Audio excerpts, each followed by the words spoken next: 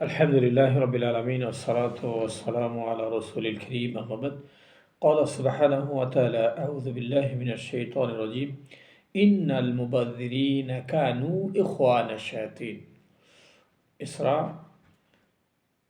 ২৭ নম্বর আয়াতে আল্লাহ সুবহানাহু ওয়া তাআলা ঘোষণা দিয়েছেন অপব্যয়কারী শয়তানের ভাই।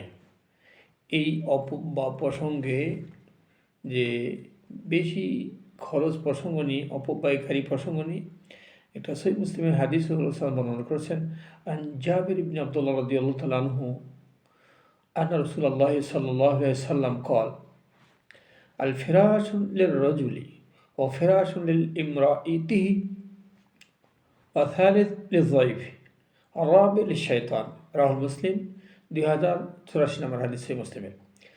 তো এই হাদিস থেকে বোঝা যায় যে আপনি যে আপনার খাট পালঙ্ক বানাবেন, শোয়ার যেগুলো বিস্তার যে জায়গাগুলো, একটা আপনার জন্য, একটা আপনার বিবির জন্য, একটা মেহমানদের জন্য, আর চতুর্থ নাম্বারটা হবে এটা শয়তানের জন্য, কারণ ওটা কোনো ব্যবহার হবে না, অতিরিক্ত বানিয়ে রাখলেন, এটিই হবে শয়তানের অপব্যয়কারী।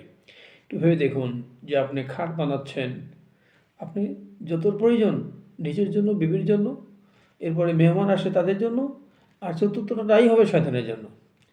তো এই যে এটা নিষেধ, যেটা প্রয়োজন সেটা আপনি বানাবেন, অতিরিক্ত কিন্তু এটা হবে কি অপব্যয়। এই যে অনেকে বাড়ি করছে, ঘর করছে, যতটা প্রয়োজন নিজের জন্য বানান, বিবির জন্য বানান, মেহমানদের জন্য বানান, অতিরিক্ত যেটা বানাবেন এটাই হবে হলো অপব্যয়কারী।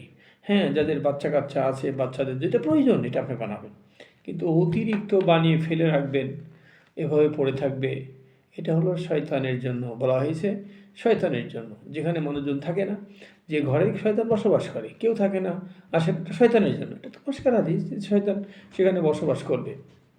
তো আসুন আমরা এই অপব্যয় থেকে আমরা একটু বেঁচে থাকি। আমরা বিভিন্নভাবে অপব্যয় করে থাকি, যেমন খানাপিনায় আমরা অনেক অপব্যয় করে থাকি। অতিরিক্ত খানাপিনা আমরা নিই, যেটা প্রয়োজন নেই এটা অতিরিক্ত নিয়ে আমরা একটু খেয়ে বাকি ফেলে দিই। না, এটা করবেন না, এটা একটা নেয়ামত। দেখবেন যারা আজকে ক্ষুধার্ত অবস্থা আছে, খানা পাচ্ছে না, তারা বোঝে যে খানার কত মূল্য, কত দাম। আপনি অপব্যয় না করে আপনি গরিব মিসকিনদের, দুস্থ লোকদের, তাদেরকে কিছু আপনি দিয়ে দেন, দান করেন। আপনি কেন এটা নষ্ট করছেন?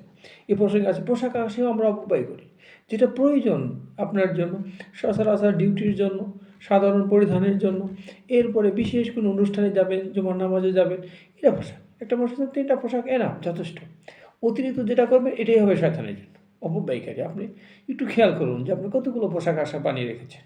আপনি যখন নতুন বানাবেন, 3টার বেশি যেন না থাকে, ওগুলো দান করে দেন, গরিবদেরকে দিয়ে দেন, বড় ধরনের একটা সব পাবেন। আপনি কেন অপব্যয়ের মধ্যে থাকবেন? অনেকে আছে আমরা অনেকগুলো জামা, পোশাক আশাক, এটা ওটা আপনি রেখে দিই। না, যেটা প্রয়োজন আপনি দিয়ে দেবেন। তো এই দেশে দেখেন না, তারা একটু হলে তারা সব গরিব মিসকিনে দিয়ে দেয়, বিশেষ করে খাইরাত দান করে দেয়, আবার নতুন করে নেয়। অতিরিক্ত দরকার নেই, 3টাই যথেষ্ট একটা মানুষের জন্য। এর অতিরিক্ত হলে হিসাব হবে, আল্লাহর সামনে কিন্তু হিসাব দিতে হবে। এই প্রসঙ্গে একটা গুরুত্বপূর্ণ হাদিস আছে। ক্ষুধার্ত অবস্থায় যখন আল্লাহ রসুল, আবু বকর, ওমর যখন বের হলেন, খাবার নেই, এরপর বলে চলো একটু হেঁটে আসি। তো একটা গরিব সাহাবি আবু হাইসামের বাসায় গেলে, ওখানে সালাম দিলেন 3বার করে। তো ফিরে আসবে, তখন চতুর্থবার তার বিবি কী করলেন, আমি শুনেছি দোয়া নেওয়ার জন্য, আমি উত্তর দিই, বেদবি নেবেন না, আপনি বসেন, বসতে দিলেন। এরপরে আবু হাইসাম পানি নিয়ে আসলো, তাদেরকে খেজুরের বাজার থেকে খেজুরের পাতা কেটে নিয়ে এসে দিলেন, খেজুর পান করলো, দৌড় দিকে ছাগল জবাই করলেন, খুশি। যে তিনি এত খুশি হলেন যে আমার বাড়িতে আজকে সবথেকে পৃথিবীর দামি মেহমানগুলো এসেছে, গরিব মানুষ কিন্তু এত খুশি হলেন যে আল্লাহ রসুল, আবু বকর, ওমর, এর থেকে আর দামি মেহমান তিনি। এরপরে দৌড় দিয়ে গেলেন ছাগল জবাই করবে। তিনি মেহমানের জন্য কি পাগল হয়ে গেলেন। তো কারণ দামি মেহমান, বলে দেখো যদি পেটে বাচ্চা থাকে জবাই করবে না। তো তিনি ছাগল জবাই করলেন, সামনে রুটি এবং গোস্ত পেশ করলেন, পানি পেশ করলেন। তো সব খাচ্ছিলেন, তখন ওমরকে বললেন, ওমর, আল্লাহ কিন্তু এই নিয়ামত প্রসঙ্গে নিয়ে জিজ্ঞাসা করবে, সুমাল আতুস আলু নিয়মিত নারীর ন্যায়, নিয়ামত নিই, যে আমরা ক্ষুধার্ত অবস্থায় এসেছি, আল্লাহ আমাদেরকে খাবারের ব্যবস্থা করলো। তখন আমাদের হাত তুলে নিয়ে উঠে নিয়ে বললেন, যে আমরা খাচ্ছি এটা হিসাব হবে? হ্যাঁ, হিসাব হবে। যতটুকু প্রয়োজন এতটুকু আল্লাহ ছাড় দেবেন। একটা মানুষের যতটুকু পোশাক পরিধান করলে ইজ্জত আবরু ঢেকে থাকবে, এটা আল্লাহ তাকে ছাড় দেবেন। যতটুকু ঘর দরজাগুলো রোদ বৃষ্টির থেকে বেঁচে থাকবে, এটা সে ছাড় পেয়ে যাবে। হ্যাঁ, তাই যতটুকু খানা খেলে বেঁচে থাকবে, যতটুকু পোশাক আশাক পরলে সে দেখে থাকবে, যতটুকু ঘর দরজা বানালে রোদ বৃষ্টি বেঁচে থাকবে, এইগুলো আল্লাহ ছাড় দেবেন, বাকি কিন্তু আল্লাহ হিসাব নেবেন। আর অতিরিক্ত যখন বানাবেন, আল্লাহ নিজে বলছেন ইন্নাল মুবাযযিরিনা কানু ইখওয়ানা শায়াতিন, অপব্যয় তারা হলো শয়তানের ভাই, যারা অতিরিক্ত বেশি কিছু করে। এই যে যার টাকা আছে, বিশাল বিশাল বাড়িঘর বানাচ্ছেন, ফেলে রাখছেন, লোক থাকেন। এই যে কিছু খবর পেলাম যে বিশাল বাড়িতে লোকজন না, একটা মহিলা আছে একাই থেকে মারা গেল, এটা অবশ্যই আল্লাহ হিসাব নেবেন। উদ্বৃত্ত নাই, তার দেখার লোক নাই, বিশাল বিল্ডিং বানিয়ে ফেলে রেখে দিয়েছে।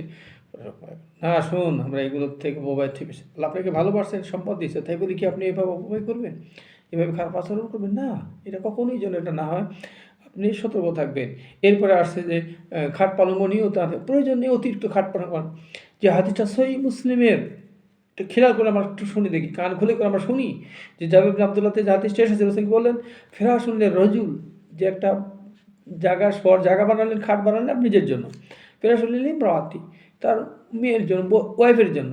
আরেকটা হলো লিজাইফ, মানে তার মেহমান আর তার সেখানে থাকবে তাদের জন্য। আরেকটা হলো অতিরিক্ত হচ্ছে শয়তানের জন্য, কেউ থাকবে না, তাহলে এটা শয়তানের জন্য। তাহলে এই শয়তান, এটা বানানোই নিষেধ, যেটা প্রয়োজন এতটুকু আপনি বানাবেন। আসুন আমরা এই গুরুত্বপূর্ণ হাদিসের প্রতি একটু আমল করে থাকি, এবং আমল করে আল্লাহ সুবহানাহু ওয়া তাআলা আমাদের সবাইকে অপব্যয় থেকে, বৃত্ত থেকে, এগুলো অপচয় করার থেকে আল্লাহ আমাদের সবাইকে হেফাজত করুক। আল্লাহ সুবহানাহু ওয়া তাআলার কাছে দোয়া করি আল্লাহ সবাই আমাদেরকে হেফাজত করুন। বারাকাল্লাহু ফিকুম। আসসালামু আলাইকুম ওয়া রাহমাতুল্লাহ।